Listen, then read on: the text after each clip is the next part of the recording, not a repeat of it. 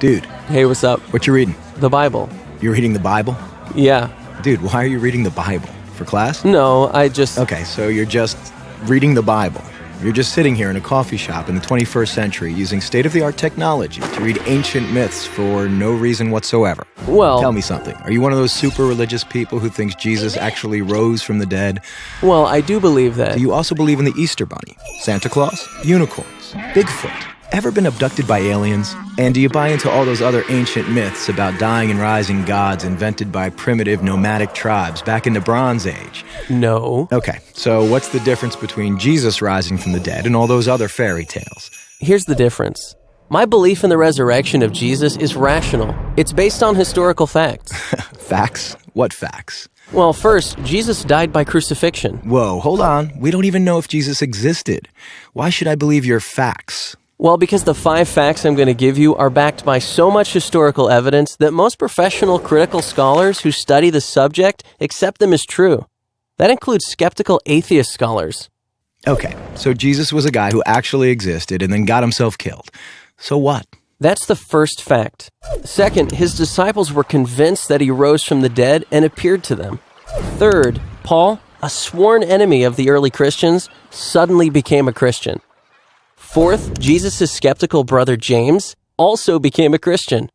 And fifth, the tomb where they put Jesus' body was empty. And those are well-established historical facts. Right, but you can't just leave it there. These facts demand an explanation. Otherwise, you've got a big hole in human history. Okay, here's an explanation. They all lied. It was a conspiracy, the most monumental prank ever perpetrated. His followers stole his corpse from the tomb and then started telling everybody he was alive. That's the conspiracy theory.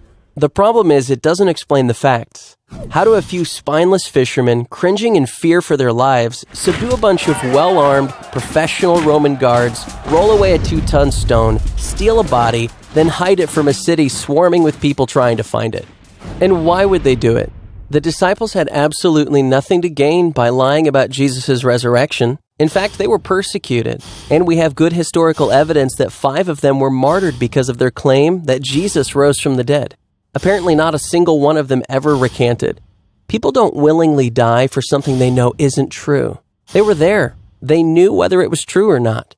All right, another theory. The disciples thought they saw Jesus alive after he died, but it was just wishful thinking.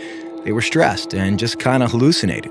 The hallucination theory also lacks explanatory power. 500 witnesses saw Jesus at the same time, and the disciples touched him. Psychologists have shown that hallucinations don't work like that, nor does this explain the empty tomb. Okay, look, maybe there's some other explanation, but the bottom line is dead people stay dead.